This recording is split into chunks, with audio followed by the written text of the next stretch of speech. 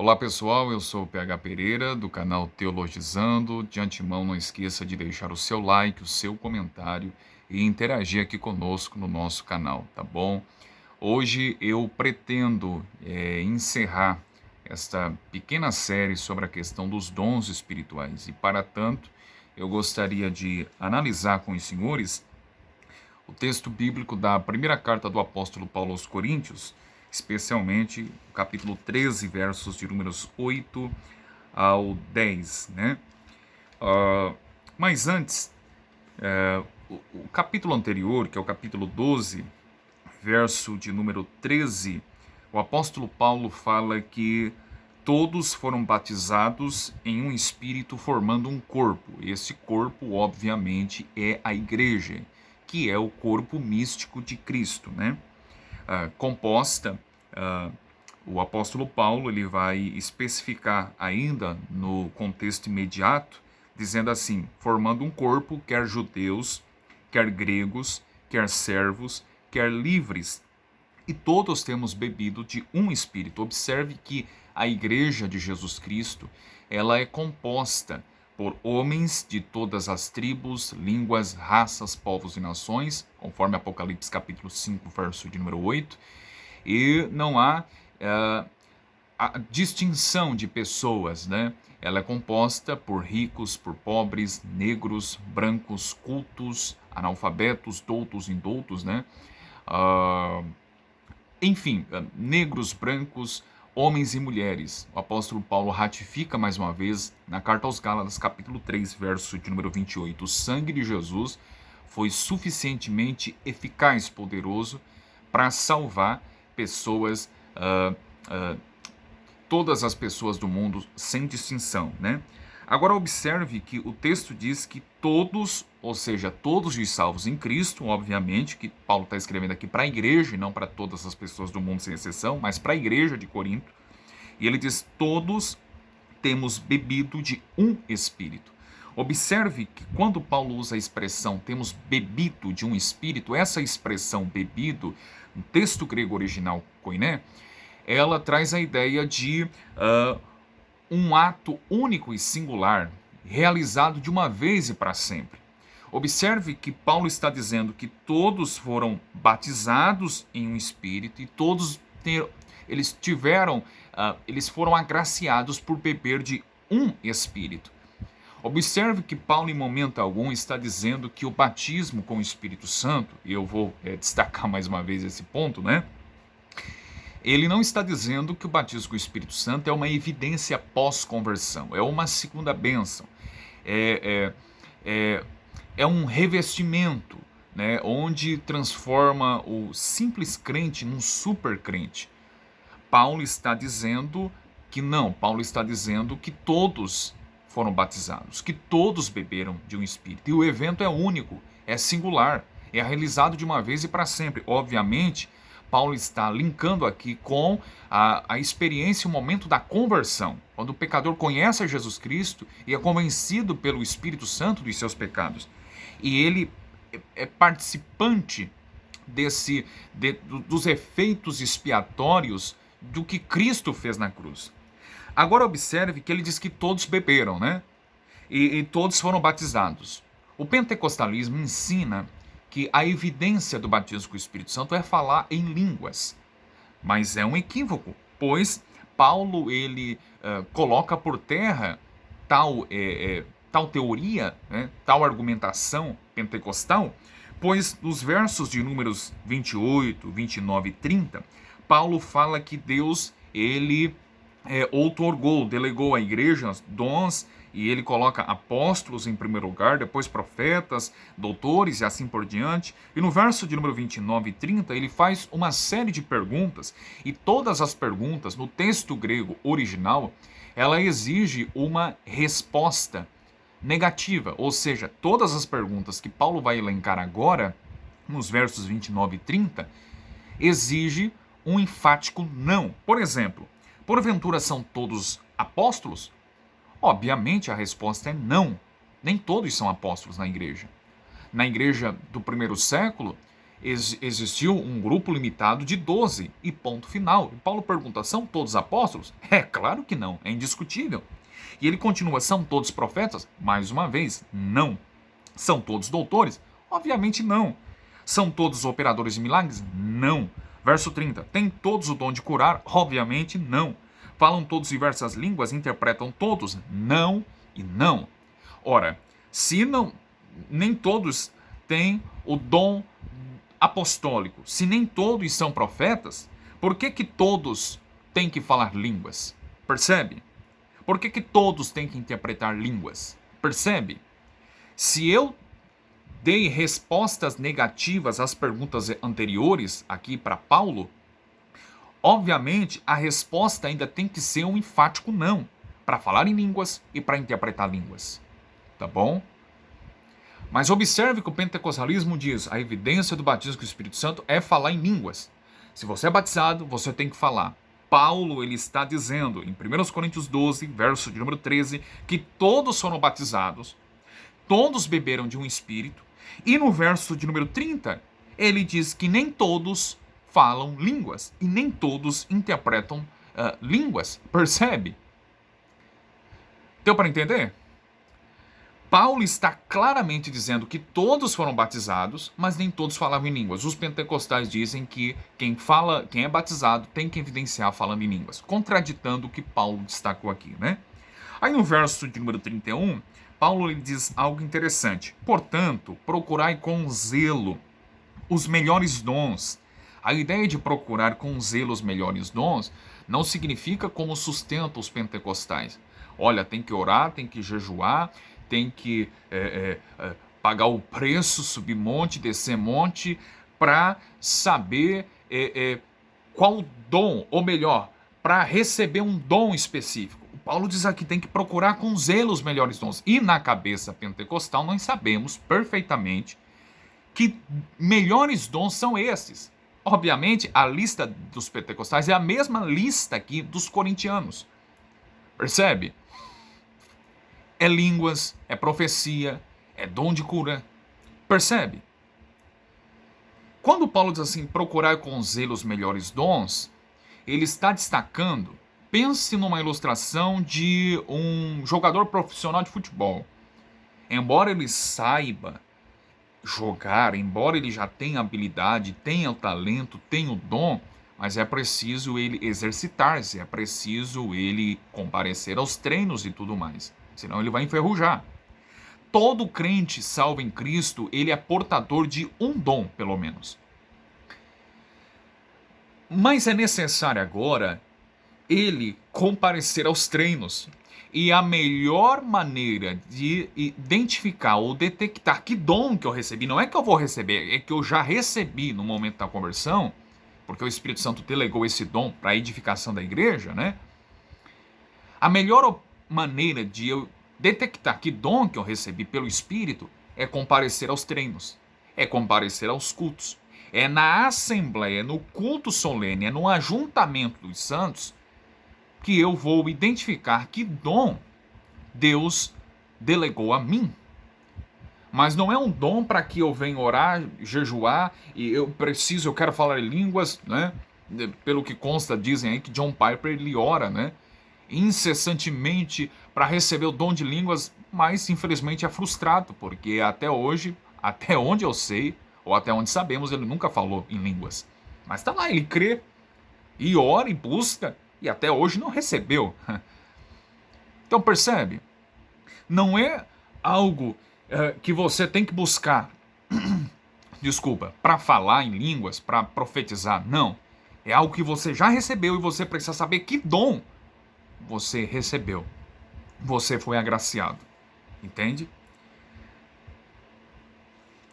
O texto diz, procurai com zelo os melhores dons, e eu vos mostrarei um caminho mais excelente ainda.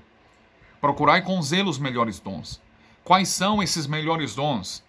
Não é línguas, não é profecia, não é aqueles que você criou uma listinha e julga como esse é maior, esse é mais relevante e esse não é. Quando Paulo diz procurai com zelo os melhores dons, Paulo está destacando, busque aqueles dons mais proveitosos e não os mais espetaculares.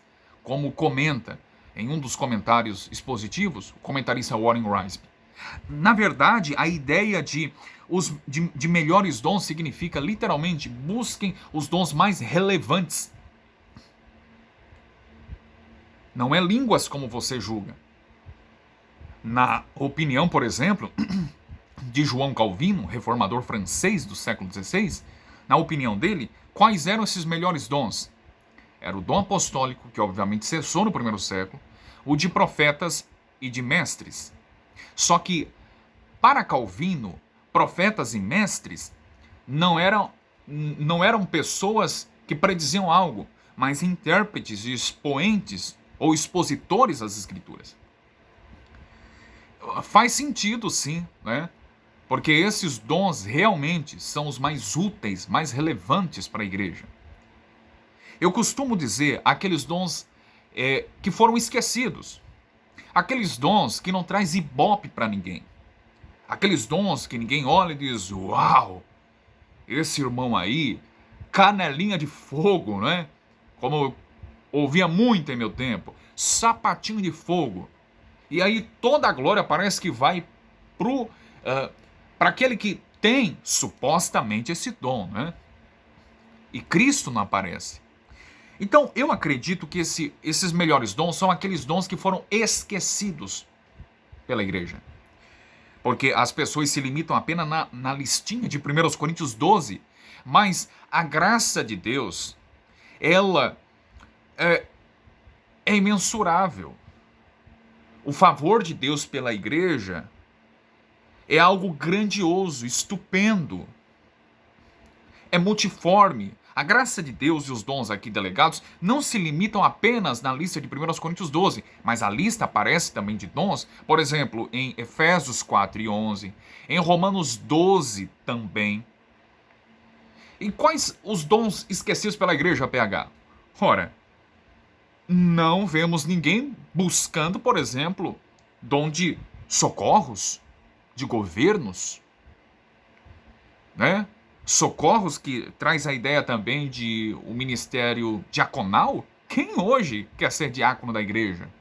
Né? Servir, socorrer alguém, dar uma palavra. Senhor, eu quero esse dom. Não vejo ninguém buscando. Quer ver um outro exemplo? Liberalidade. Paulo, em outra ocasião, destaca esse dom também. Pessoas que se doam em prol da igreja, com suas ofertas, ajudando o próximo também. Nós não vemos ninguém buscando o dom da liberalidade, mas é aqueles dons que traz mais glória, percebe? Ibope. Esses dons aqui que eu elenquei, socorros, governos, liberalidade, né? Esse deixa a pessoa no bastidor, né? Ou nos bastidores. Não traz ibope para ninguém. Esses dons, eu creio, são os melhores dons, que visam muito a edificação da igreja, as ocultas, as escondidas, que muita gente não vê, não observa, mas o trabalho está sendo realizado, as pessoas não estão vendo. São os melhores dons, os dons esquecidos. Agora Paulo ele destaca no verso 31 a expressão interessante: eu vos mostrarei um caminho ainda mais excelente. Eu penso que os irmãos corintianos, né, se é que eu posso usar o termo, os irmãos corintianos, quando Paulo diz assim, eu vos mostrarei um caminho ainda mais excelente, eu penso que eles tomaram um choque. Poxa vida, esse apóstolo tá maluco, né? Agora ele ficou maluco de vez. Por quê? Porque a gente tem todos os dons aqui. No início da carta, no capítulo 1, Paulo já destaca, nenhum dom falta para vocês. Eles eram equipados com todos os dons do Espírito. Então parece que eu estou vendo os corintianos dizendo assim, esse apóstolo tá maluco. Nenhum dom falta pra gente e agora ele quer mostrar para nós um caminho ainda mais excelente? Pois é, eu vou mostrar. E é muito simples. Qual o caminho? Aí entra o capítulo 13, que não há divisão aqui. Está no conjunto do mesmo contexto. Os capítulos 11, 12, 13 e 14 estão inteiramente ligados. Paulo está tratando da ordem e decência no culto. Paulo está dando diretrizes para a igreja de Corinto em como lidar com o culto. No culto público, na Assembleia dos Santos. E aí Paulo, no capítulo 13, que é toda uma continuação, ele vai mostrar que caminho mais excelente é esse. E Paulo lhe começa falando sobre o caminho do amor. Ainda que eu falasse as línguas dos homens e dos anjos e não tivesse amor, seria como metal que soa ou como sino que tine. É o caminho do amor. Vocês têm todos os dons, ok, mas está faltando amor. Esse texto do capítulo 13 de 1 Coríntios é uma pena que ele é mal interpretado. E ele só é lembrado em 3 ocasiões: namoro, noivado e casamento. Né? Fala muito sobre amor. Mas me parece que Paulo não tem em mente aqui o amor entre homem e uma mulher. Primeiro porque a palavra grega que vai aparecer aqui, a palavra grega é agape. Significa amor divino, amor maior, amor que vem do próprio Deus. Paulo não usa o termo, por exemplo, que é comumente atribuído ao amor entre um homem e uma mulher. O amor eros, vem de erotismo, né? Amor entre o homem e a mulher. Paulo não usa aqui. No texto grego aparece HP. E eu tenho reticências em crer que realmente o capítulo 13 está tratando do amor entre o homem e a mulher, porque Paulo não está falando aqui de casamento. Paulo está falando de culto. Paulo está falando de dons. Ele está corrigindo problemas da igreja, questão dos dons. Tanto é que nos escritos gregos, como por exemplo de Platão, Aristóteles e Sócrates, eles sempre usavam o termo grego eros, mas dificilmente usava o termo HP. Né? Em contrapartida, do Novo Testamento, ele utiliza cerca de 250 vezes o termo grego HP e nenhuma vez sequer ele menciona o termo eros. Paulo está falando do amor na assembleia, na igreja. E ele está enfatizando isso. Não adianta vocês terem tudo, mas não terem o amor. E no versos de números 8, 9 e 10, que aqui está o ponto, que Paulo fecha com chave de ouro, dizendo que os dons realmente cessaram. Esse texto é claro em mostrar que os dons cessaram. Ele diz assim: a caridade ou amor, né, nunca falha, mas havendo profecias serão aniquiladas.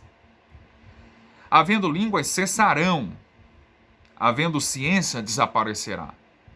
Tendo amor, tudo desaparecerá. E no verso de número 9, e aqui está o segredo, porque em parte conhecemos e em parte profetizamos. Verso 10. Mas, quando vier o que é perfeito, então o que o é em parte será aniquilado. É entendido esse texto aqui, talvez a interpretação mais popular, é que esse texto refere-se ao céu. Né? Quando, por ocasião da volta de Jesus, e nós estivermos no céu, né? Então, não haverá mais necessidade de profecias, de línguas e de ciência, porque teremos a completude da revelação em Cristo. Ok? Eu entendo que esse texto não deve ser interpretado assim. No verso 12, ele se fundamenta um pouquinho mais, né? Porque nós veremos a Jesus face a face. Eu não entendo assim. Eu entendo, e de acordo com o entendimento de outros comentaristas das Escrituras, que o perfeito aqui, a palavra grega teleion, né? A palavra grega teleion. Esta palavra teleion, que foi traduzida para o nosso português como perfeito, ela também aparece no capítulo 14, verso de número 20 da carta aos Coríntios, onde Paulo ele faz um contraste aqui do maduro com o infantil. Ele diz assim: irmãos, não sejais meninos no entendimento, mas sede meninos na malícia e adultos ou maduros no entendimento. A palavra grega teleion aparece aqui em 1 Coríntios 14, 20. Só que aqui foi traduzida como adulto ou maduro. Em 1 Coríntios 13 e 8, ou melhor, 1 Coríntios 13 e 10, foi traduzida teleion como perfeito. Mas percebe que esta mesma expressão, teleion, aparece em 1 Coríntios 14 e 20, em contraste com o infantil, com o menino. Paulo está dizendo que o perfeito é a revelação da Escritura que ainda não havia sido fechada, ela só ficou pronta no ano 100 depois de Cristo, né? Então Paulo está dizendo, quando vier o que é perfeito, essas revelações que nós estamos experimentando, tais como línguas, como profecias e ciências, que são dons transitórios dados para a igreja, para essa geração, como nós vimos no vídeo anterior, né? Para essa geração inteira não ficar perdida, ela precisa da revelação plena da verdade, da graça de Jesus Cristo. Ela só tem o Antigo Testamento e a palavra de Deus ainda está incompleta. Nesse interim, eles estão ainda recebendo línguas, recebendo profecias, revelações, esses dons transitórios. Essa geração não pode, então, ficar sem a revelação plena da graça, da verdade de Jesus Cristo. Jesus veio. Eles precisam saber disso, e como é que eles vão saber? Através das línguas, através da profecia, de revelações. Então, enquanto eles estão recebendo isso, a Escritura está sendo trabalhada. Mas o perfeito está chegando. É claramente na Epístola de Tiago, capítulo 1, verso de número 25, onde o perfeito se refere à palavra de Deus, à lei de Deus. Paulo está dizendo que quando a Escritura, que é entendida aqui como perfeito, vier, então o que é em parte será aniquilado. Ou seja, as revelações, os dons transitórios, tais como línguas, profecias e ciências, eles desaparecerão na igreja. Por quê? Porque a revelação completa, perfeita de Deus, que é o Novo Testamento e toda a Escritura composta, ela chegou. É evidente porque Paulo ele usa o teleion perfeito em contraste com o infantil, pois no verso de número 11 ele fala sobre coisas de menino. Quando eu era menino, falava com o menino, sentia com o menino, discorria com o menino, mas logo que cheguei a ser homem, acabei com as coisas do menino. Percebe que em 1 Coríntios 14 e 20 ele contrasta o teleion com o infantil. E aqui em 1 Coríntios 13, 8 e 9, 10 e 11, mais uma vez ele contrasta o teleion com o infantil. O maduro com a infantilidade.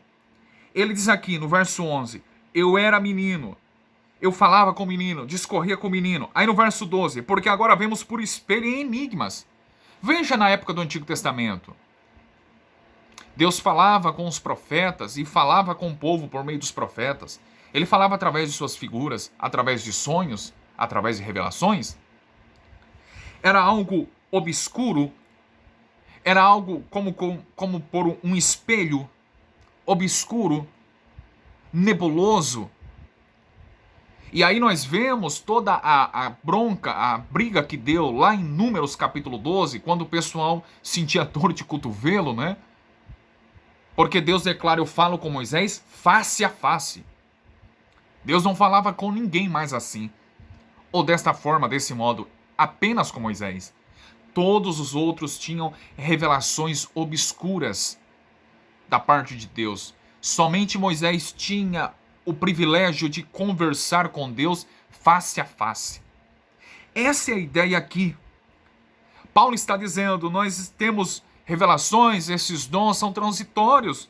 Nós estamos vendo por espelho em enigma a revelação de Jesus Cristo. Mas então veremos face a face. Não é o céu. Face a face é a Escritura completa. Por quê? Porque a Escritura revela a face de Deus. A Escritura revela com clareza a face de Jesus Cristo. Quando eu leio as Escrituras, eu tenho diretrizes para a minha vida. Aquelas revelações eram transitórias, obscuras ainda no período da igreja primitiva, no contexto aqui também da igreja em Corinto. Mas quando a Escritura chegasse, seria a completude, seria a perfeição de Jesus Cristo. O que os apóstolos escreveram e registraram. É por isso que em 2 Timóteo 3,16, o apóstolo Paulo destaca: toda a Escritura, divinamente inspirada, é proveitosa. A Escritura é inspirada para quê? É proveitosa para quê? Para ensinar. Ou seja, para doutrinar, para redarguir, quer dizer, para repreender, para corrigir, trazer correção, né? Em último lugar, para instruir ou treinar em justiça. A Escritura tem tudo o que o crente precisa, que aqueles crentes do primeiro século não tiveram esse privilégio. E no verso 17 diz, para que o homem de Deus seja perfeito. Olha que texto interessante. E perfeitamente instruído para toda boa obra. Vamos voltar a 1 Coríntios 13. Paulo diz assim, vai chegar o que é perfeito. E eu vou deixar de ser menino e vou ser maduro. Paulo em 2 Timóteo 3, 16 e 17, ele está dizendo que a Escritura é poderosa para instruir e para nos amadurecer, para deixar o homem perfeito, para deixar o crente instruído. Ela traz essa perfeição consigo. E no verso de número 13, Paulo diz, agora, pois, permanecem a fé, a esperança e o amor. Essas três. Mas a maior destas é a caridade. O maior desses é o amor. Percebe que Paulo está dizendo, olha que texto, o verso 13, ele destrona todo o argumento dizendo que o texto de 1 Coríntios 13, do 8 ao 10, ou do 8 ao 12, melhor dizendo, se refere ao céu, ao encontro da igreja com Jesus. O verso 13 diz que a esperança vai permanecer. Ora, se o texto se refere ao encontro que eu vou ter com Jesus face a face no céu, se esse aí de fato os dons vão cessar, porque a igreja vai estar com Jesus no céu, né? Então, como explicar a esperança do verso 13? Será que no céu nós ainda teremos a esperança? No capítulo 8 da carta aos Romanos, verso de número 24, o apóstolo Paulo destaca: porque em esperança somos salvos. Ora, a esperança que se vê não é esperança, porque o que alguém vê, como esperará? Verso 15, mas se esperamos o que não vemos, com paciência o esperamos. Paulo está dizendo que mesmo depois dos dons cessarem, a esperança vai permanecer. Ora, se os dons vão cessar apenas quando Jesus voltar e a igreja estiver no céu, então teremos ainda esperança no céu? Mas esperar o que, afinal? Agora, se interpretarmos que o perfeito é a revelação da Escritura, completa em sua plenitude, é mais fácil de entender que, mesmo com a Escritura completa e a igreja ter esse privilégio e desfrutar dessa bênção, mesmo assim, nós ainda continuamos tendo esperança. Porque mesmo com a Escritura, nós ainda esperamos e aguardamos ansiosamente a sua vinda. Isto é, a vinda de Cristo. Então, mesmo com a cessação dos dons e mesmo com a Escritura agora em mãos, completa, a perfeição de Deus, nós esperamos Cristo. Mas quando Ele vier, não haverá mais necessidade de esperarmos. Afinal, esperar o quê, se Ele já veio? Então, a Escritura revela a face de Deus. Quando eu leio a Escritura, eu estou tendo contato com a face de Deus. Alguém diz assim, eu ouvi muita gente falar, não é? Olha, que saudade da igreja primitiva. Como eu gostaria de estar no contexto da igreja primitiva. Mas, afinal, primeiro ponto aqui, para que estar no contexto da igreja primitiva? Porque lá parecia quase que uma igreja perfeita. Não existe igreja perfeita. Eu acho que você não está lendo a Bíblia. Pega o livro de Atos, você vai ver que pecados haviam na igreja primitiva. Pega, por exemplo, Atos capítulo 5, Ananias e Safira. Capítulo 6, o problema na questão lá das viúvas gregas sendo desprezadas. E, portanto, houve a necessidade de diáconos, né, aparecerem na igreja e servir às mesas. Então, percebe que a igreja primitiva também haviam problemas. Toda igreja tem problema, obviamente, porque a igreja é composta por pecadores. E onde há pecadores, há problema. Se você não quer uma igreja assim perfeita, olha, sai dela. Sai dela, porque é composta por pecadores imperfeitos. E você também é um pecador. Você também é ruim. Você também é cheio de mania e cheio de nome-toque. Então, alguém diz assim, como eu gostaria de voltar para a igreja primitiva. Por quê? Porque era uma igreja poderosa, fervorosa, cheia de dons. Paulo, ele destaca outra coisa, meu irmão. Paulo, ele diz assim, olha, esse período é o período da infantilidade, tá? Eles têm dons de línguas aqui, tem dons de profecias, mas é a fase da infantilidade. A igreja primitiva não era uma igreja amadurecida. Nós somos essa igreja amadurecida.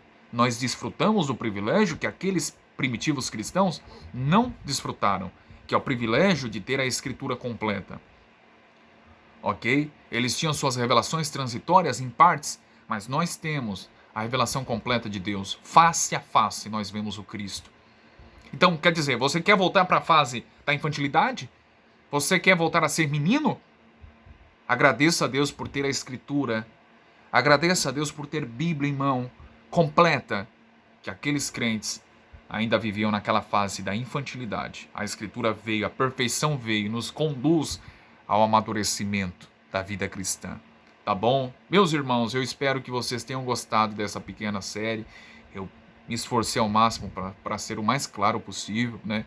Também não consigo ser complicado, complexo, não sei muita coisa, tá bom? Mas Deus tem nos ajudado e nos agraciado até aqui para nos dar certo conhecimento e pesquisando conseguimos passar alguma informação que os irmãos possam ser edificados, tá bom? Abraço.